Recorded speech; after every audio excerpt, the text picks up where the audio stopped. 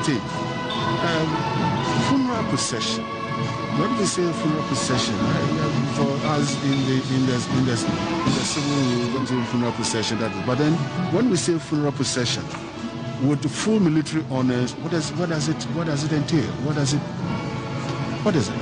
Well, first of all, the formal name for the funeral procession is a cortege, and that works in every other setting, whether military or civilian. So it's the formal name for the funeral procession is the cortege. Now, for the order of march for the procession we'll be having, when our late former president is moved from here to the Independence Square on Wednesday, we'll see. This is quite a unique formation that has been set up for this instance. So first of all, his procession will be preceded by the quad bikes, and these will be handled by soldiers drawn from the 64 Infantry Battalion of Infantry, Bema Camp. Now, coming next in the procession will be the cavalry or the escort horses. These are soldiers and horses drawn from the 3-mounted squadron of the 153 Armored Reconnaissance Unit. So these mounted or cavalry or escort horses will be serving as ceremonial guards for the procession. And being a lifelong rider himself, you will see that there will be a riderless horse in the procession. Now this riderless horse is symbolic of his love for riding. So in this case, it is thought that the horse is his. So then you see that the riderless horse will be saddled and prepared for riding, but then the riding boots will be turned to face backwards. And then the riding crop, the riding helmet and his jacket will also be placed in the saddle of the horse. Now the horse will not be alone, it will be guided by a handler, but then no one will be riding. So no one will sit on the horse? Yes. So the person will be there holding maybe the strap and then walking? Yes. So he was an equestrian, he was a riding enthusiast. So this is symbolic of him to celebrate that love for riding. Yes. Now after that we'll have the escorts and then the firing party. They will be doing the ceremonial 21-gun salute at the cemetery. Yes. Then the band will also be escorting the caskets as it moves from here and throughout the procession on the final day to the cemetery as well. We also have the clergy in the procession, and then followed by the body on the gun carriage. When it leaves here initially, it will be placed in the hearse to the Independence Square, but in the final day on the procession, it will be placed on the gun carriage, which will be attached to a vehicle. Now the gun carriage is an honor, when your body is placed on a gun carriage, is an honor reserved for generals and heads of states. Yes. So on the gun carriage, as someone might be wondering what a gun carriage is a frame or a mount that supports the gun barrel of an artillery piece, allowing it to be maneuvered and fired. Now when we say a gun, in layman terms, everyone thinks a gun is a pistol, a small gun like that, but in military terms, the gun is a high or large caliber weapon. So it's placed, and when those are the cannons, they sound like the cannons. They make the very, very loud noises and shake the ground at certain points in time. So these are handled by the officers and soldiers of the artillery unit. Yes. And then they'll also be firing at the cemetery as well. So now gun carriages have been used to carry the coffin of fallen soldiers and officers at military funerals, and also holders of high office with a military connection in state funerals to their final resting place. And the practice has its origins in war and appears in the 19th century in the Queen's Regulations of the British Army. Seeing as we were colonized by the British, that practice has also been inculcated here. Yes. So then we also have the pallbearers. Now here, the pallbearers provide security to the deceased or the fallen comrade. So in a case where the body is placed on the gun carriage, the bearer party will be flanked. The bearer party flanks the pallbearers, meaning the pallbearers will come next to the gun carriage, and then the bearer party will flank them on the outside. But where the casket is in the hearse, the pallbearers will also flank the hearse, and then the bearer party will be outside. But in the situation where the bearer party carries the casket, the pallbearers flank them as they carry the caskets to provide that ceremonial respect and then security as well. Now, in this case, the pallbearers will be brigadier generals. Yes, considering his rank and his position in society as a statesman, the pallbearers who will be doing the ceremonial duty for him are almost very senior officers. Senior officers. Yes. Brigadier generals and same rank within the other armed forces. Yes. After that, we'll have the family and then the wreath bearers. Yes. They will come next in the procession.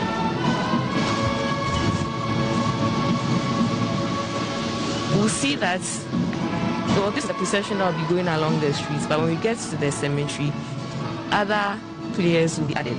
So we'll see the insignia bearers, the chief mourners, the presidential representative, mourners in uniform, and then mourners not in uniform. We also have the rear detachment and then vehicles. When we get to the cemetery, we'll see that a whole procession will be done from the gates of the cemetery towards the grave.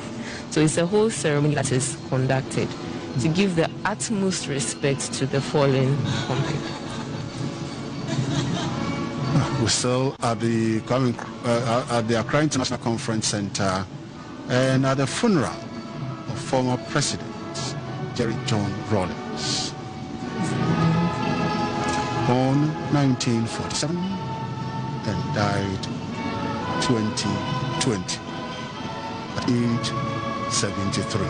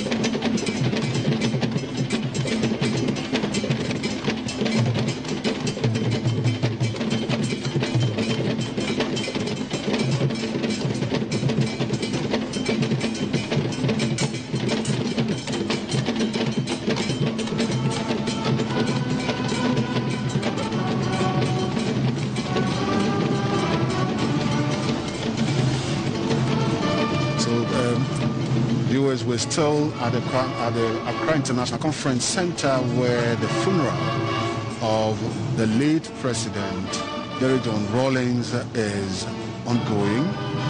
This morning, the casket carrying his mortal remains was delivered to the family, and the casket was brought in this morning by officers of the Ghana Army, of the military, and Captain, yes, Captain Akaku. The officers, who are those who brought in the officers brought the casket and delivered it to the family? Okay, as I said earlier, we call them the burial party, and I said they were commanded by squadron leader, Ejeni Mwati. And they are made up of warrant officers. I think we have warrant officer class 1, Emisa Foster, warrant officer class 1, Yali Douglas, warrant officer class 2, Numa Wose Wisdom, warrant officer class 2, Na Godwin. We have warrant officer class 1, Awafu Daniel, and warrant officer class 2, Brefo Sechi Daniel, warrant officer class 1, Kwashi David, and then warrant officer class 1, Ahiale Stanley Innocent. They constitute the burial party. And when we move on to the Independence Square, where the funeral will also, the proper funeral will take place, and to the cemetery, we have other colleagues and other members who also constitute other unique groups. We have the wreath bearers, those smartly turned out ladies who would carry the wreath to be laid. We have the guns, the 21 gun salute. We have a commander in charge of them. You know, with the military, we don't just do things in isolation. You are guided by leaders so that when things go wrong, they would answer, and when things go right too, they would answer. Yeah. So for the gun salute, the 21 gun salute, I think the commander is in the person of Captain Abdul Mubarak Yakubu from the 66 Artillery Regiment. And then the wreath, the gun carriage, as my colleague T said, the gun carriage, the vehicle that would be linked to the gun carriage, there is also a commander who is in the person of Lieutenant Jones Amwako, and he will be assisted by the battery sergeant major in the person of W1 Mate George. So as and when the developments come, whoever we recognize would let our viewers know what actually is taking place and who is in command and who are those doing exactly what they are doing.